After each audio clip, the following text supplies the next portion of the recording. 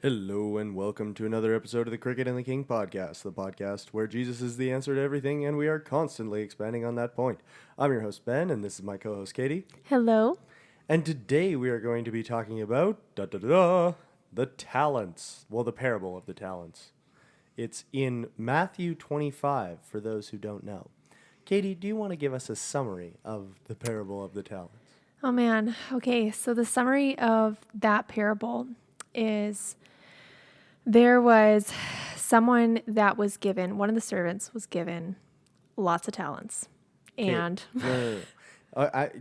It's like there's a farmer or a master or something. He's going away. Yeah. It'd probably be better to read the story, but Yeah. we're just going to ad-lib it. So he's going away. He gives the one guy 10, the other guy 5, and the Yeah. other guy 1, right? yes. And then, And it was all based on their ability. yeah, and Right. he gave them talents according to their ability. Mm-hmm. And then the guy with 10, he invested it and did a couple things and then had more Yeah, talents. he multiplied the it. talents. The one with 5, he, Also invested multiplied it. it? Yeah, multiplied it. And then the one with the 1 was like, I knew you are a hard and unforgiving man, like sowing where you do not reap and blah, blah, blah. Like the So nerve of that guy. The nerve of that guy. And so he buried it in the ground and then the master who came back was like, oh, you wicked and unfaithful servant. You could have put it in the bank so it would have collected interest, but instead you buried it. And so he took the talent from the guy that had 1 and in a shocking move, spoilers in case you haven't read the story, but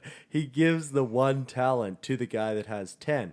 And then it ends the parable with saying, to the one that has more will be given, and to the one who does not have, even what little he does have will be taken away from him. Yeah. And so that's kind of a weird story to kinda have in heavy. the Bible. Yeah. Now, I've heard this because I am, what do people, a Roganite. Just kidding. I'm not a Roganite. You but are bald I am and bald muscular. and muscular. You But fit the profile. calling yourself muscular feels weird. I It's can my say it. wife- I'll say it. It was my wife that said it, folks. Anyway, It wasn't me. it wasn't me.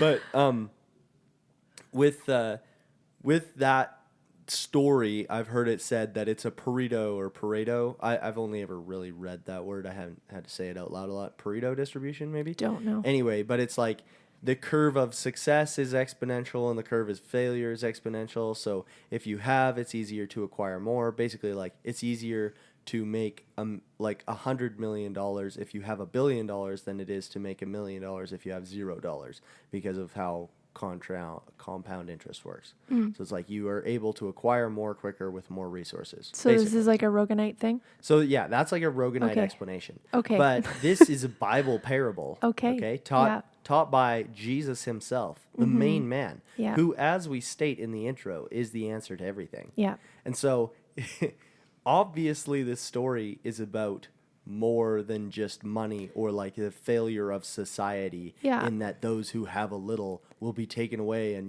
like a Marxist kind of like, seize the means of production. Like we must take for ourselves if we want to gain more. Like, I don't think that's the correct perspective on it. Yeah, and like the Bible is the living word, so although money could be relevant, Yeah, maybe. there's lots of things that could be relevant. I don't think that parable is about strictly money though. No, I personally think it's everything.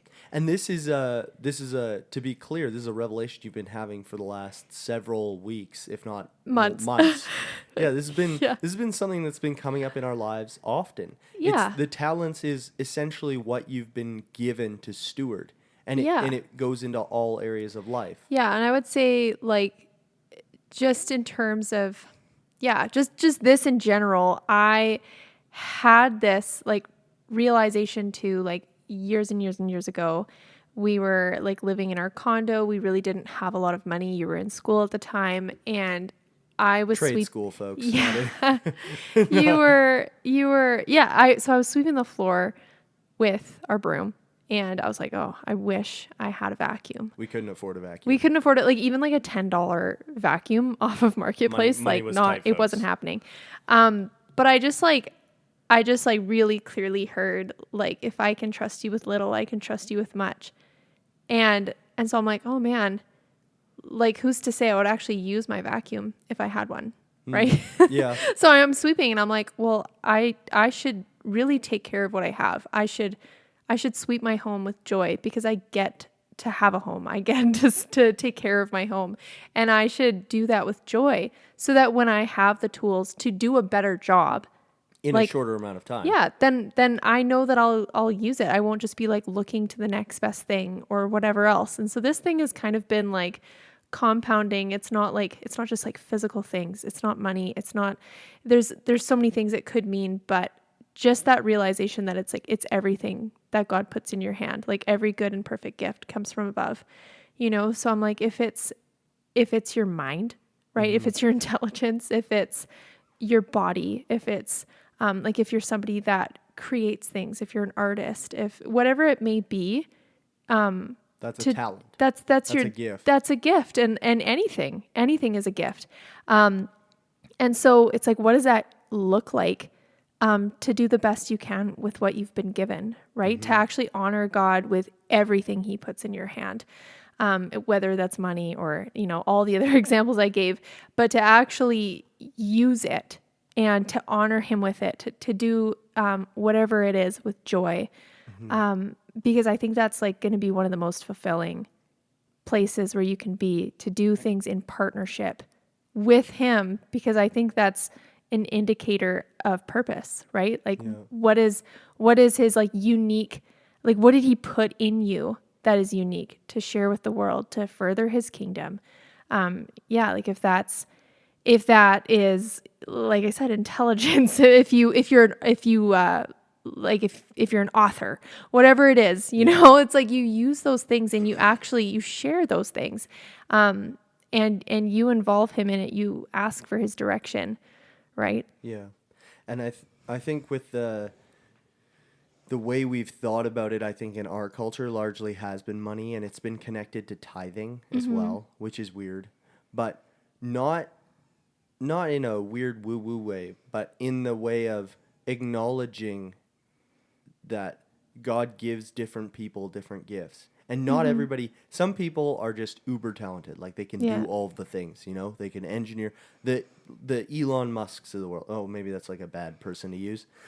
But like, no, like the people that are really intelligent, they can do all these different things. They can innovate things, and they play music, and maybe they can tap dance really well too. And so let's say that's a person with 10 talents, and say there's a guy who's really good at making bread. And that's like the one thing he does. That's his one talent, is making bread. He can choose to sit on that thing and keep it to himself, like this servant who had the one talent, right? But he's accountable for that talent in the same way that the person with 10 is accountable for what they've been given. And I would argue having less talents is almost easier to steward because you're accountable for less. And not, it's like, not that it's any less important, though. But it says they're given talents based on their ability, right? So there's like the grace there too, right? If like some people have more, and there's arguably way more responsibility that comes with having more. And so there is like the grace of God in that. But yeah, like I know it's scary to think of being a person that doesn't do anything with the talents. Like that parable is really harsh. It says, "You wicked and unfaithful servant," or something. And it's really harsh, but for me, like I've just been hyper fixating on like the excitement of being someone that's actually trusted with much, of like that, wow, like I've been given much, right? And more will be given, right? Like if you do well with that. And there's something really exciting about that, of just being able to engage God in that way and know that He's a giver of good things, and to know that He delights when we use our talents, right? Like there's something really exciting. I think gratefulness is another piece that kind of allows you to see how much you've been given, because you could be comparing yourself to others and be like, oh, I don't have any talents. Like I can't yodel. I'm just kidding.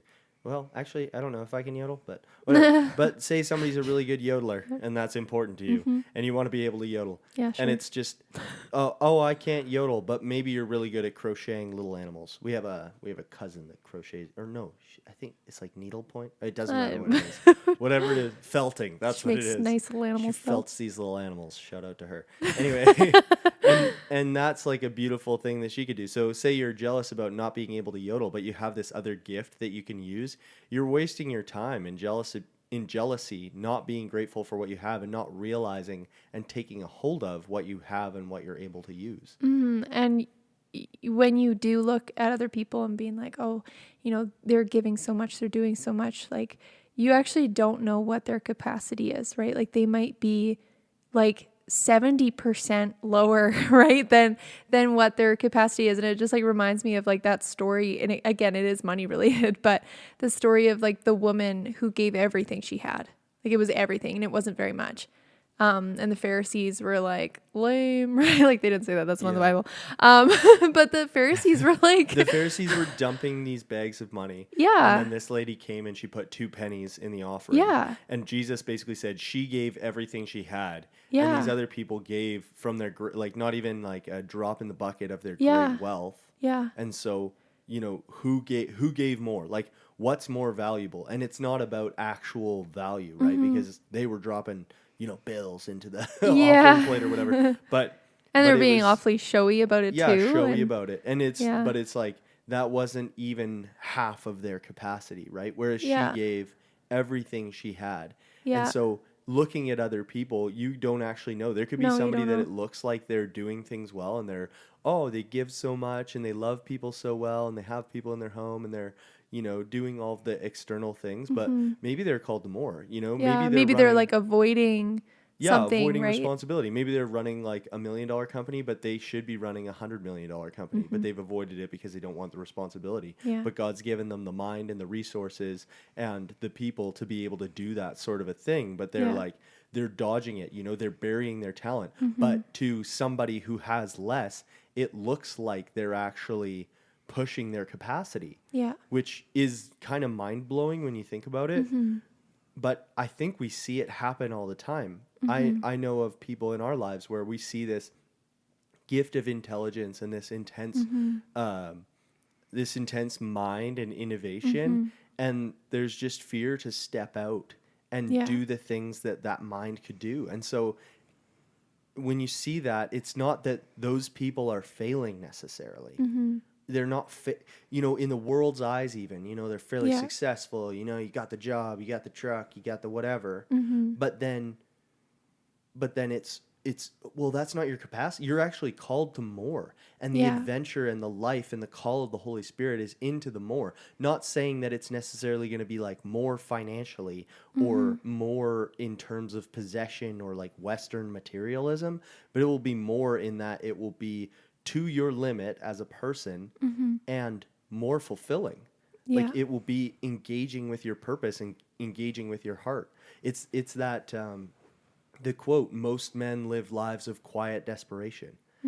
I think they're living in this quiet desperation because even if they are succeeding, even if they are pushing their capacity, there's a call to more. And we all feel it. And that doesn't mean, you need to put a fire sale on your house and go dig wells in the Congo. But there's for sure a call on people's life. And whether it's to maybe take a step which feels big for them, like changing from one accounting firm to another accounting firm, maybe that feels like a huge step, but that's the call. Or for somebody else, it might be to sell all their stuff and go dig wells in the Congo. I don't want to put a restriction on how the Lord would engage with someone, but it's just that there's this call to adventure that comes with this stewardship. Yeah. And I do realize that it can sound a bit works-based too. Like, oh, you need to steward your talents, bro. You need to make sure you're doing the right things or else like God's going to beat you with his stick and take away your coin and give it to the guy who has lots of coins. Like, no, I don't think it's that. Like, I think there is grace and God is in relationship with us and he knows us and he has grace. I desire mercy. Mercy triumphs over justice. Like there is room, but it's just that as we mature as believers, we are given responsibilities. I think that's a natural outgrowth of becoming a follower of Jesus and walking in maturity for a long time. It's just like, he's like, oh, I no longer, what does he say? I no longer call you servants, or I no longer call you slaves, because a slave doesn't have knowledge of his master's business, but I've called you friends. He's choosing to engage with us as a friend, and he has given us these things, and there is, he's the leader. That's why we say he's the Lord of our life. Jesus is the Lord of our life. But that the friendship, the ability to engage in the adventure and to really become fully alive comes with this realization of the joy of carrying this responsibility in partnership with him. And it is a joy. And I was like concerned partway through. I'm like, I don't want this to sound like, oh, do. Like, just grind yourself into a fine powder. It's like, no, it's the excitement of engaging in the kingdom and knowing that in that you engage in faith, and like faith like is like the exciting part of following Jesus and like becoming alive in that and doing, we get to do what we're created for. And, it's not far-fetched to say that every single person was created with purpose, right? Yep. That God has placed something very specific in each one of us, and only he knows what that's going to look like, right? Yeah. And it's like we get to trust him in that and walk that out. And so it's not like, oh, you have to really strive, you have to really work yourself into the ground, but it's like, no, like you get to come alive in what he created you for. And that's like the exciting business of the kingdom and like what we get to engage in. It's not what we have to, it's not what we begrudgingly do. It's something that we get to engage in, and it's our privilege to engage in. And that's the thing that's going to make us most alive. Yeah. And I think recognizing that the things are gifts and that it's something given to us can protect us from pride as well. Yeah. We were talking about this on our walk earlier today. I want to shout out my steps today, but I won't. I got a lot of steps. I've achieved my step goals ever since I left the trades. My steps have been taking a hit. Anyway, no, but we were talking about how you can want something so badly, and if you don't recognize it as a privilege and that you're honored to be there, and it's a responsibility and it's a burden, instead you see it as like an exalted position from which you can execute your power or what have you. Like that's going to be a huge problem. Yeah. And so when you get given these things, recognizing that it's actually a privilege, like it's a responsibility that you have to be able to like share this gift you have with others. Specifically, we were talking in the area of worship leading. Like a lot of people want to lead worship. Like it's this thing that they're so itching to do. They're like, oh, if only I could stand up on the big stage in front of people. And you're like, and like wear my tight pants and, yeah, yeah, wear my tight pants. And there's like worship leader, outfit inspo like on Pinterest, and I'm like, the fact that that's even a thing is so weird to me. Fact that that's a category. Yeah. Anyway, but it's not. We didn't necessarily ask to be there. No. We ended up leading worship from volunteering to do it at house churches, pretty much, and we would do it at small groups and then it kind of just, we got asked and asked and asked and then asked more. And then finally we're in a place where we lead worship fairly often in a few different places. But I feel the burden of responsibility every time. Yeah. And it's like not something to take lightly. No. Right? It's not like, oh, I'm showcasing my voice and I'm elevated beyond all the other people. It's like, no, it's a huge responsibility in leading other people. Yeah. And I always, before I do that, I'm like, Holy Spirit, you got to do this because I can't make this. I can't force people to worship, I can't have the goodness of what I do be what delivers what needs to happen here, which is people worshiping God. You're leading worship. You're not doing a concert. Yeah. And anyway, but that's a specific example kind of a talent that we've been given, that we've been able to steward in the little things, and then it's turned into more things, and we've been given more responsibility. And it is a burden, but it's also a joy to partner with God in that way. Yeah. Yeah. It's hard because it is a balance of the works and but it's not works. It is that verse in James, though, where it's like, show me your faith without deeds, and I'll show you my faith by what I do. Yeah. So you're not, it's from a place of honor, I guess, or a place of gratitude, I think, that you're able to steward these things well. And that's that thing with the talents, is like, to the one who has, more will be given. Like, and it's has and stewards it well. He says, like, well done, my good and faithful servant, come and join in your master's happiness. Yeah. Like, he's sharing that joy. Yeah. And he gave him the talents, but he's sharing in that joy. And I think there's another piece in there where it really has to do with our perspective about God. Because the last man says, like, I knew you were a hard man, like sowing, what does he say? Or not sowing. He says harvesting where you did not sow, and gathering where you didn't scatter seed or something. And it's like, I think that's the wrong perspective. Yeah. Because God's generous. And he loves to give, and he loves to help us, and to allow us to multiply what he's given us. And that's not prosperity gospel either. No. And it's not a multiplication necessarily of money, although sometimes you need resources to do things. Yeah. Like right now we're part of a church that's building right now. And like, you know what it takes to build a building? Money. But when there's not money, there's other things that come up, like God's provided steel beams. I'm thinking that jet fuel doesn't melt steel beams, 9/11 thing. Sorry, I'm just kidding around. But like, somebody provided all the structural steel over the main area or something, and it was just free.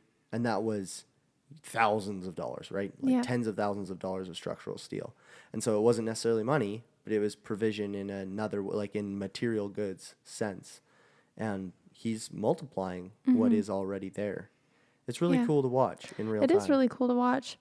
And it's exciting to get to be a part of a gospel that works like this, right? Like, it's exciting to be a part of like the abundance of the kingdom.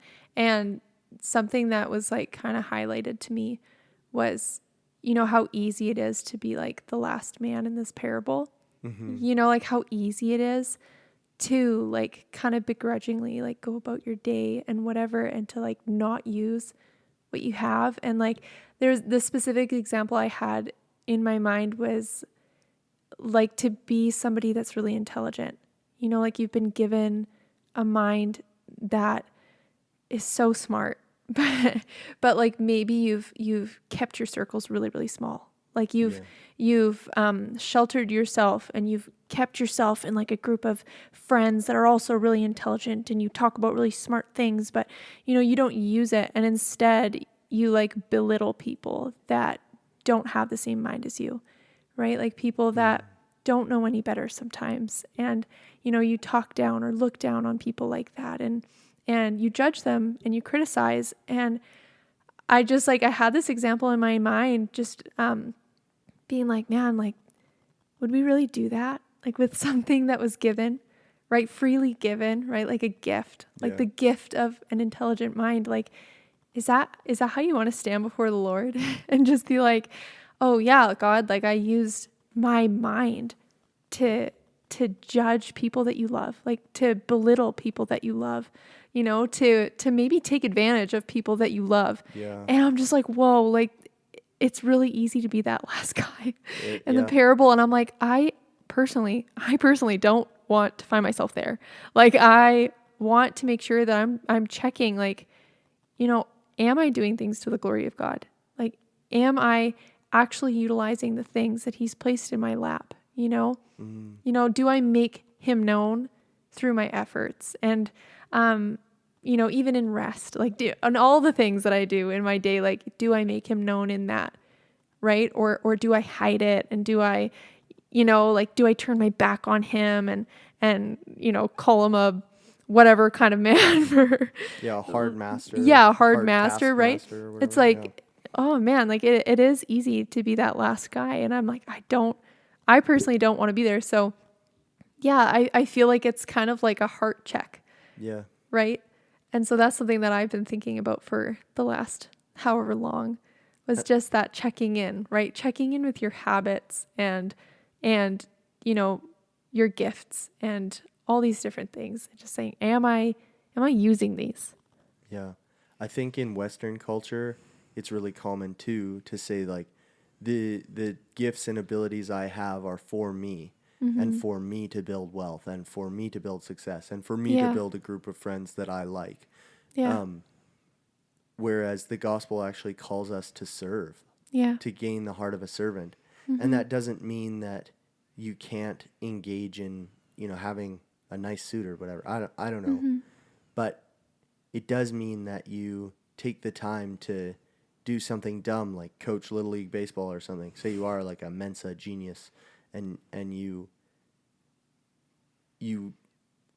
actually humble yourself to engage in these other things. And that's stewarding your talents well. Yeah, and it'll be so specific to each person, right? Yeah. I think everybody knows like what they're called to a degree, or things they might be avoiding, right? Especially as we get older, I think we know ourselves better and you know what you're avoiding. Yeah. Especially. Or like an opportunity comes up and maybe you feel like a tug, but you're like, no, I could never, or, or I can't move my family. I can't move cities. Yeah. Or there's like a million excuses you could have. But like if you feel like a tug to do that thing and you're like, no, like I'd rather live a simple life, or I'd rather do this, or I'd rather do that, or I'd rather spend my time this way. And that's the thing. It's hard to engage in the difficult thing, to use your talents in the right way.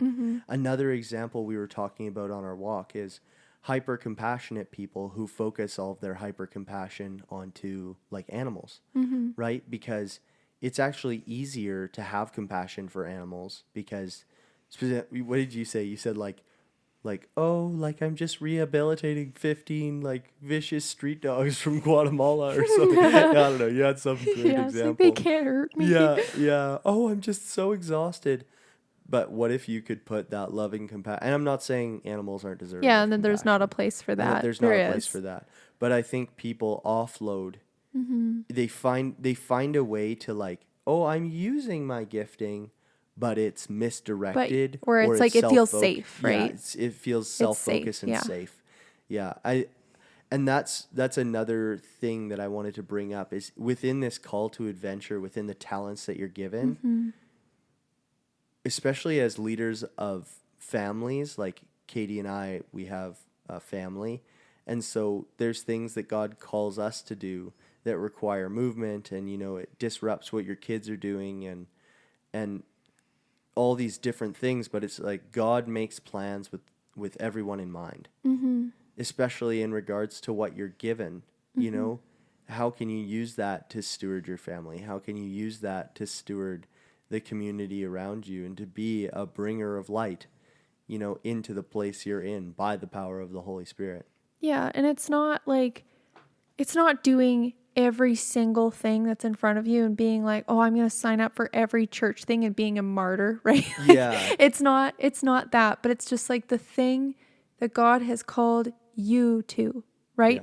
You're not earning anything. You're not, you don't suddenly earn his favor. You don't earn your salvation, but it's like whatever he's called you to, you can have trust that he's called not only you, but if you have a family, then he's called your whole family to it as well. Like he's already thought of all the little details, and he cares enough to see that and to know that and to prepare for that. Right. Yeah. And then another thing would be, that would be important to say is not gaining your identity out of the things that you're doing or the things that you're stewarding. Yeah. Because your identity has to come from a place of, I am loved by God. And then out of that place of his love for you, you can do things. And that doesn't mean they're going to be easy. Yeah. right? Working with street kids in Costa Rica is not easy. We No. have friends that did that for Yeah. a couple of years. And, going to, sub-Saharan Africa to try to plant the first church or whatever in some small remote area, that's not easy. And we have friends that have done that also. But those things that God's calling you to do, those things aren't your identity. Your identity is that God loves you, and that doing those things is a direct outflow of you stewarding the talents that he's given you. Yeah, and another thing I want to add is sometimes I think we can find a lot of reasons to talk ourselves off the ledge, right? Like, Yeah, there's always a million excuses. Especially if you have a family, or, you're like, oh, well, they're in this school, and it would be, if it's a move, it'd be like, oh, well, like I can't disrupt them. Or if you have little kids, it's like, oh, well, like their nap time's at that time. And, anyway, like people can have a million reasons to believe that they're inadequate, or, that anybody else would be more equipped for whatever God is calling them to do than they are, right? And something I just wanted to highlight was that, like, it says in scripture that his power is made perfect in your weakness. It doesn't say like his power is made perfect in your perfect routine or your perfect comfort zone or any of those things. It doesn't say that anywhere. It says in your weakness. And so I think, we can be really, really good at like talking ourselves off the ledge of just being like, oh no, like I'm actually like the least equipped person for that. But I think in that place, like there's a lot of fear-based responses that we have, and we can actually just put those down and say like, God, if you're calling me to this, then I trust you.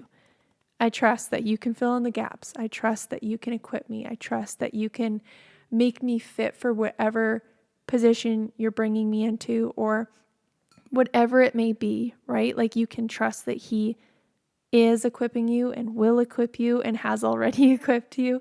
You don't need to talk yourself off the ledge. Yeah. And I also think that there's something to be mentioned as well, which is everyone thinks they are the average, that we have a tendency in our minds to see the things that we are, or the special things that we do, as kind of the median, like the middle place. That's a tendency in all human behavior. Yeah. So even in acknowledging the talents that you have, if you do something and you're not aware that that's a unique thing,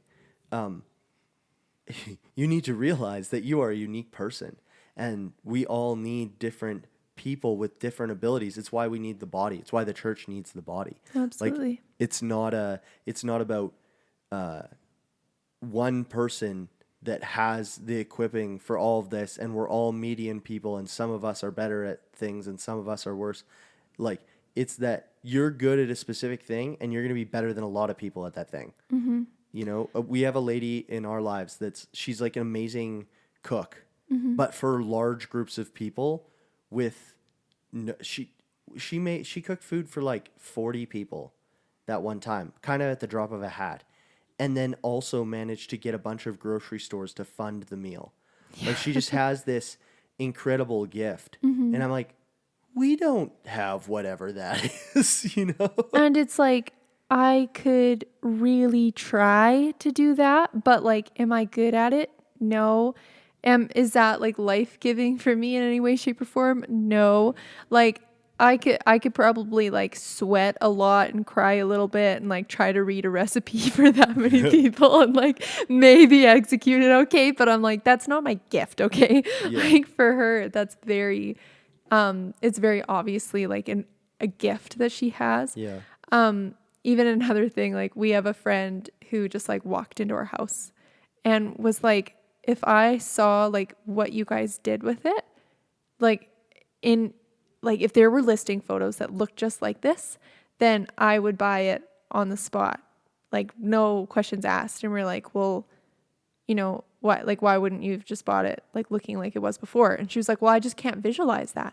Oh, like, yeah. I just can't look at something and be like this and this and this, like, this is what I'll change. Like, I'll just paint this and do that. Like, we're like, what do you mean you can't do that? Like, what do you mean you can't just like creatively like visualize something and then execute it? Like, for us, that's so normal. Yeah. Like And we oddly, walked. oddly for both of us. Yeah. It's normal. And we walked into our house and knew exactly what we were going to change. Yeah. But like to hear that there's people that actually they can't visualize, I'm like, what? Like it took me so long to just like wrap my mind around that. And to realize, Yeah. again, that's another gift that we steward, is this creativity and creating beautiful spaces and changing things and improving things. It's like some people don't necessarily have that. Now, And I would rather that than like move into a nice house that didn't really feel like me. Like I would rather like move into like a butt ugly house and just like make it how I like it. But for most people, they're like, no, I just want a nice house. yeah, and that's become part of us stewarding our talents. Yeah. Like what the Lord's given us. And I think us buying like ugly houses has been an advantage through our lives. Yeah. This isn't like a pro home buying tip, but it's just like the ability to see something and make it beautiful. That's a talent. That's a gift. Granted, this lady speaks like however many languages. Oh yeah. And is so talented in so many other ways. Yeah. Right? Yeah. That we could And again, not. I am not like that at all. Yeah, we are not like that at all. But she has these gifts, right? And so her gifts, when she operates in the things she's good at, she adds something to the world that we never could. And when we operate in what we're good at, we add something to the world that we never could. Yeah. And or that she never could. And another thing too is, I think doing your thing, even if it's middle of the road, is valuable. Because the only way you get better is practice. Like It's just doing it. specifically, I'm thinking there's a lot of people I know that are musicians that are like, oh, I would like to put my art out into the world, but it's not good enough. And I feel like that all the time. But then it's like, well, how do you get better? Reps. Reps, If yeah. you hear some of the early stuff of some of the best singers in the world today, it's hot garbage. Like, it's not great. Some of the songwriters in their early days, they weren't writing things that were awesome. But then you put in the reps, you put in the work, and it grows. And that's part of investing your talents, I guess, Yeah. is what it would be. It's like, it's part of engaging in that process. And it's Yeah. not necessarily comfortable, but it's going to be the adventure of your life. It's Yeah, going to be what you're called I have to. lots of artists in my life, and just like it's so funny because like they're already like off the hop, they're already like really good artists. There's one artist I can think of in particular that's like the most, it's just incredibly compelling painting. Yeah, it's and so anyway, incredible. it's like they're like just starting out art is like so good. And then they're like 5 years deep, and then they look back at the just starting out art and they're like, oh, that is so embarrassing. Like, get that out of my sight. But I'm just like, man, that was already a gift. Like, even way back when. It was amazing. Right? Like, that was already so and then, good. And then comparing themselves to people that are like 30 years on the path Yeah. and being like, oh man, The like, pool of talent I just gets can't smaller believe and I'm smaller. not as good as that. I was like, Yeah. yeah, but you're in the top 10. Yeah, like And you're really not good. very deep in this. Yeah. It's really wild. And but I, self-criticism to some degree, I think, is an artist's burden. Yeah. But also, it's just worth putting things out into the world and Yeah. knowing that what you have is valuable. Yeah. And you will find a community to contribute to. And yeah, just do it in gratitude and humility, Yeah. and know that there's also grace to make mistakes. There's grace to sleep in accidentally and miss a flight. Just kidding. I've done that before though. But there's grace to be human and to live in partnership with the Holy Spirit and see where he takes you. And again, it won't necessarily be a material multiplication or a money multiplication, but it'll be a multiplication of relationships, of faith. It'll be personal growth. It will develop you to your capacity. You are given, it says he gave the talents according to their ability. God knows you. He made you. And he's given you gifts according to your ability.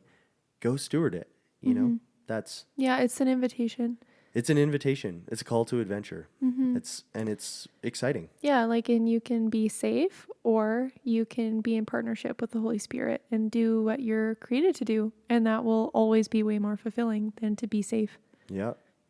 And then you get that sweet, well done, my good and faithful servant Yeah, at the end. I want when that. You die. It's only like what? What's average life expectancy? I'm only like 50 years away. Well, I don't know. I might live a long time. My genetics are. We'll see. We'll see what happens. Mm-hmm. We'll see how long the podcast keeps going. Okay. Well, thanks for listening, folks. I think we're pretty well buttoned up. Yeah. Anything else you have to add, Katie? No, I'm good. Okay. Well, God loves you. We love you, whoever you are. And hopefully you listen to us on the next one. We'll catch you then. Bye for now.